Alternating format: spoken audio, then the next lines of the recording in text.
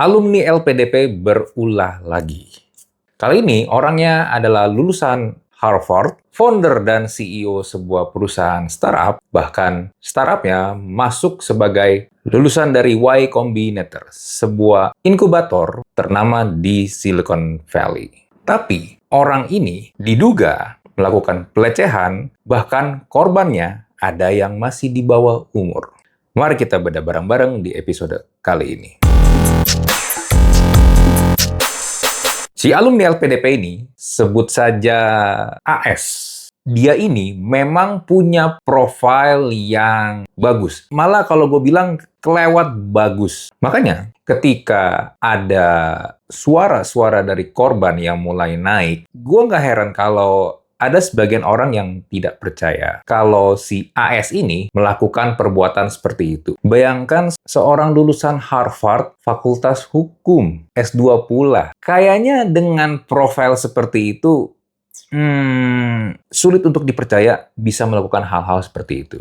Nah, dari yang gue riset, kronologinya tuh kurang lebih seperti ini. Gue coba bacain ya. Di tanggal 22 Februari 2026, ada sebuah utas viral di X. Ini diposting oleh akun yang mengaku alumni program Sejuta Cita Future Leader atau yang disingkat SFL. Ini adalah salah satu platform yang dimiliki oleh si AS itu. Jadi AS ini memang punya beberapa platform seperti pencarian kerja yang model bisnisnya mirip-mirip kayak Jobstreet. Lalu dia juga ada Sejuta Cita ini. Ini yang gue lihat ya, seperti program untuk pemberian beasiswa ke universitas-universitas di luar negeri. Nah, untuk memperkenalkan program-program mereka, dari yang gue dapat, si AS ini sering banget bikin semacam kunjungan ke kampus-kampus di luar negeri yang nantinya kalau si calon mahasiswa pengen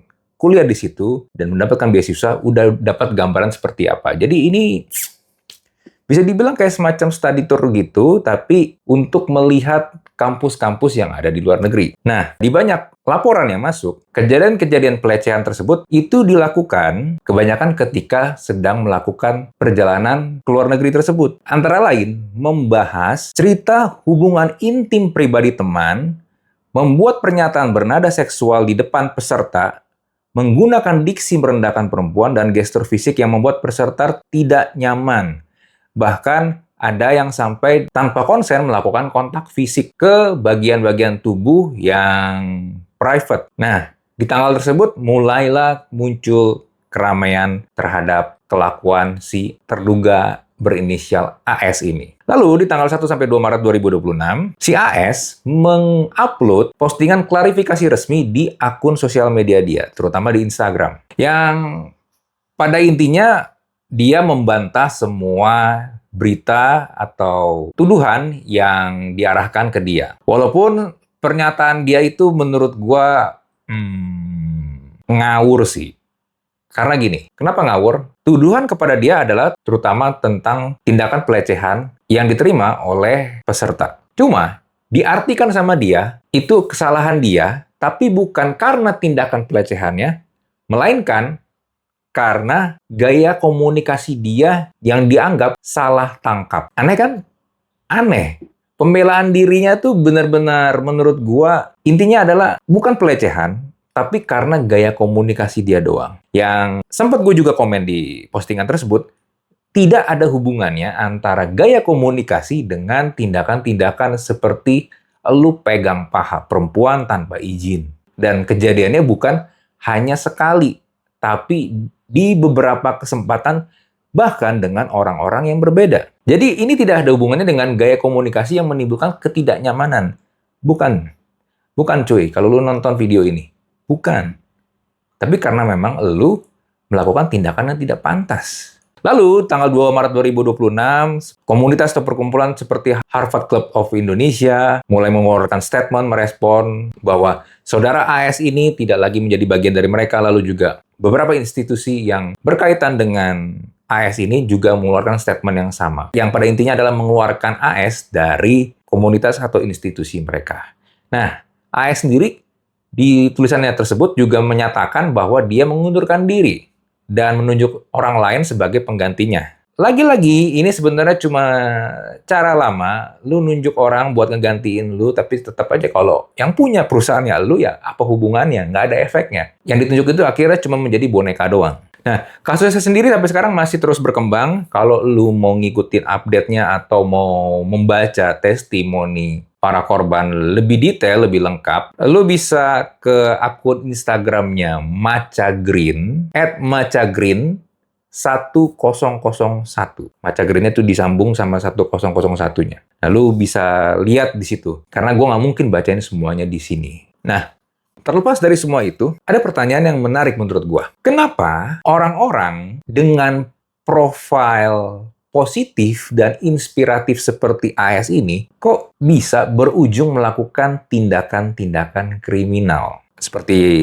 pelecehan, lalu juga ada penipuan, dan berbagai tindak kejahatan yang lain yang sekali lagi tidak disangka-sangka, tidak dikira oleh masyarakat awam. Itu adalah pertanyaan yang beberapa kali masuk ke gua. Cuma menurut gua, selain pertanyaan tersebut, idealnya ada pertanyaan lanjutannya, yaitu kenapa kita, masyarakat awam, gampang banget percaya dan terpana dengan persona positif seperti si AS ini. Nah, kita sebagai manusia mudah percaya dan terpana dengan sosok positif dan inspiratif seperti AS ini, sebenarnya tuh karena otak kita malas. Malas dalam arti kata gini, manusia itu, apalagi di era digital sekarang, itu suka sesuatu yang instan, suka sesuatu yang shortcut. Jadi ketika lu melihat ada orang punya gelar mentereng, lihat dia lulusan kampus top dunia seperti Harvard, lu lihat dia punya koneksi atau dia foto dengan pejabat, public figure, atau orang-orang penting, lalu lu juga melihat konten-konten dia,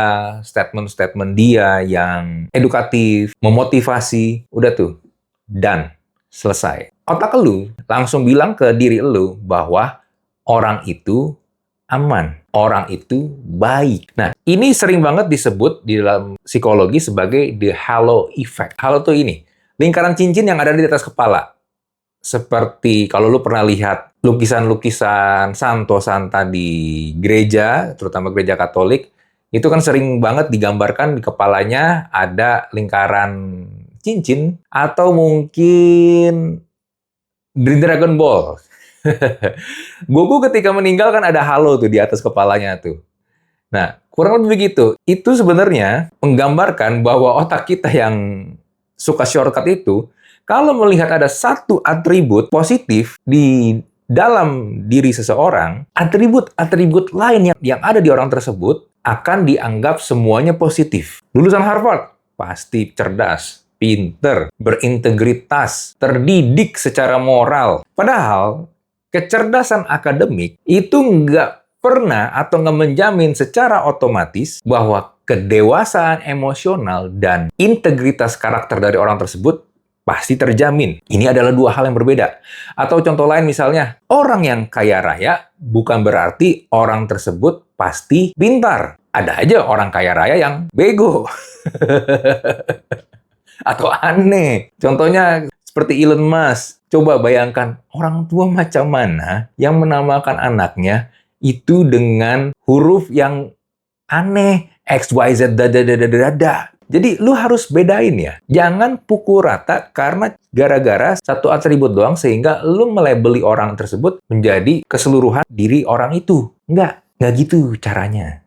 Apalagi ditambah juga dengan permainan personal branding. Personal branding itu kan pada intinya dirancang untuk menciptakan persepsi. Nah, konten motivasi, story tentang perjuangan seseorang dari nol, foto wisuda di Harvard, lalu testimoni orang-orang, itu kan membangun narasi yang konsisten tentang sosok positif orang tersebut. Nah, masalahnya adalah branding itu kan marketing tools, bukan alat ukur moral, bukan alat ukur integritas seseorang. Lu bisa sangat pintar membangun citra tanpa pernah benar-benar diuji secara etika. Karena feed di sosial media seperti di Instagram itu nggak pernah menampilkan sisi gelap lu. Semua yang kita lihat di sosial media, di postingan, itu kan adalah highlight. Highlight yang bagus-bagus. Yang sudah di-set up sedemikian rupa. Ibarat film itu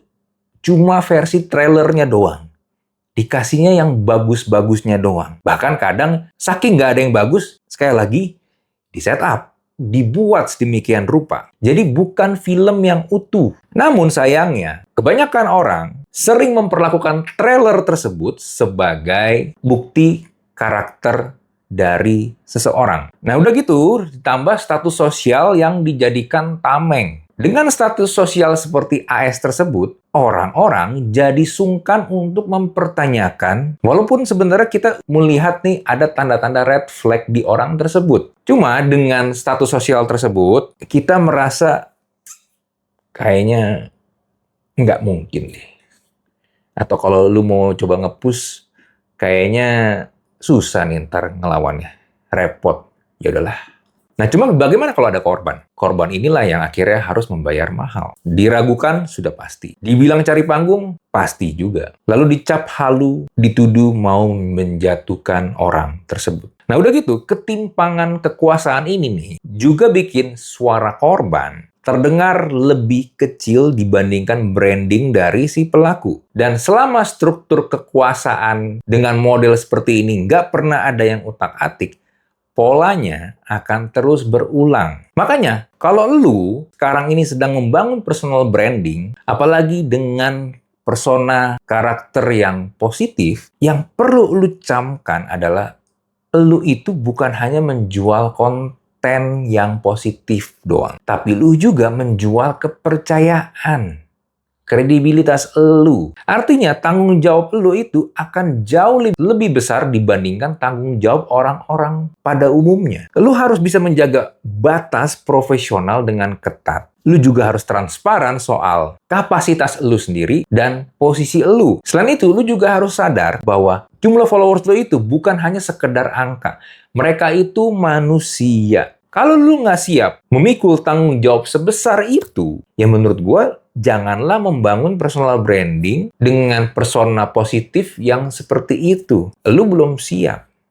Karena memang akhirnya yang gue lihat, nggak semua orang itu layak diberikan fame, power, dan uang yang besar. Kalau nggak siap, ya ujung-ujungnya ini, penyalahgunaan. Dan ini kan bukan kejadian yang pertama kalinya. Udah kejadian kesekian kalinya. Dan gue juga yakin bukan kejadian yang terakhir. Nah, lalu apa yang harus berubah? Minimal dari diri kita dulu. Pertama, sebagai masyarakat pada umumnya, gua, elu, berhentilah mengidolakan seseorang.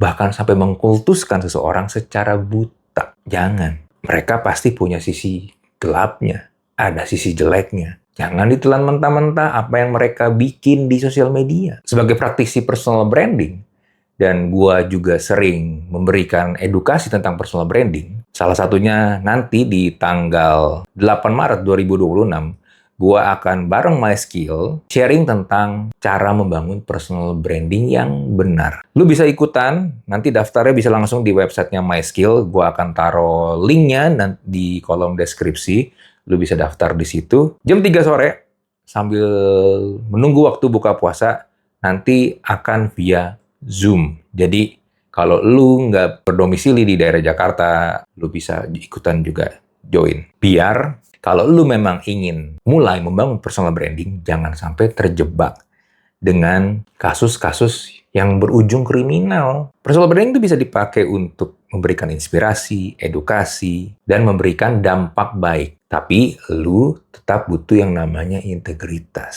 Itu. Oke, itu ya dulu dari gua. Seperti biasa, kalau lu punya pertanyaan atau lu mungkin punya pendapat, silakan bisa langsung tulis di kolom komen. Kita jumpa lagi di Thinking Room episode berikutnya. Bye.